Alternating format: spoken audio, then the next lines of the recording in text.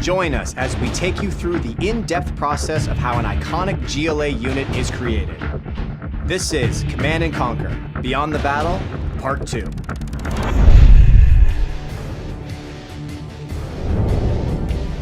So it's really fun to work in the Generals universe. We look back at where the original game was and some of the fun unit ideas they came up with, and we think, like, how would the GLA have modified this bomb truck idea? We wanted to basically take some classic Generals 1 units, upgrade them a little, give them a little more oomph. So the GLA nuke truck in Command & Conquer is a combination of two vehicles from the original Generals, GLA bomb truck and the GLA nuke convoy. So it was a real fun one to reimagine in Command & Conquer. Everyone touches a different component, and they add personality, and they develop the character of the unit as they go along. So a unit begins with the design team, where we're sitting in a room coming up with units for a specific faction.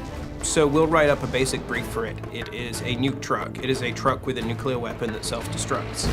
We will prototype the unit with gray boxes, repurposed art, whatever, just to see if the concept actually works within our game engine and our gameplay. And from there, it lands in the art department's hands. We start in the concepting phase, and for us, we concept in a 2D form just because it's easy to rapidly iterate. When we arrive at what we feel is a very successful concept, it goes to the modeling team. One thing we want to make that truck, make the original player remember, recall the memory, hey, that's a GLA new truck I played 10 years ago. Basically want to, maintain the basic shape of the original General one, and we kind of like spice it up, to make it more sexy and make it more modernized.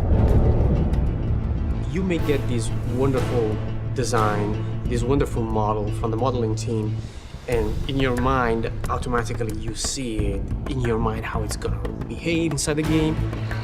Again, we had this initial conversation with design. We tried to understand what was the scope of the unit, what it could do on the battlefield, and then we came up with an animation list.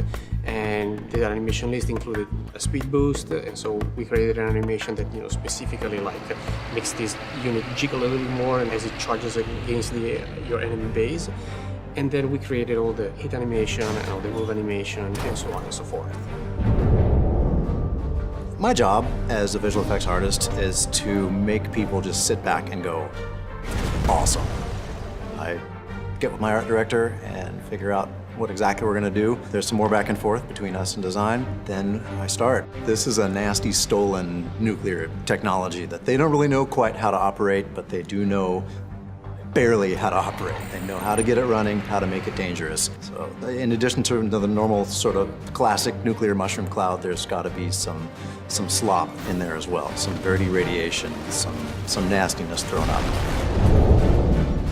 Yeah, for a unit, we normally get some of the concept art early on, and we start creating some basic ideas of okay, this is going to be a bigger unit, so we need to get some bigger explosions. For the nuke truck, we did not explode a nuke, unfortunately.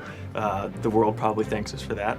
But yeah, we did find some cool explosions that have been recorded and mixed and processed those in a certain way that when it explodes, it feels good. A few months later, the art assets come back. They're all rigged and animated and fully textured and beautiful. And then we plug those into the game and we're able to play with them right away. The nuke truck in particular is one of our high-end units. So balancing its cost is interesting because you only get to use it once, but at the same time, it's so tremendously powerful that it can't be a cheap thing. I mean, it's a nuclear bomb strapped on the back of a dump truck, so we have to price it accordingly, and then we have to make sure that the technology investment is sufficient to reflect how good it is in the game. So my personal favorite strategy for the nuke truck is to use it in a kind of a flanking move where you'll advance on your opponent's base from one angle while secretly gathering a good collection of nuke trucks at a different angle. And while you're distracting them with with your main attack, sneak in the nuke trucks from the side and just annihilate whatever flank you attack. So one of the key strategies I use the nuke truck for is when I scout out an expansion, I know 2-3 of them can take out the entire expansion. So what I do is just send over those 3, get one, kill all the workers, and send the other 2 to kill the structure. We've had great reaction so far. There's a lot more to come, and I cannot wait for the players to get their hands on it.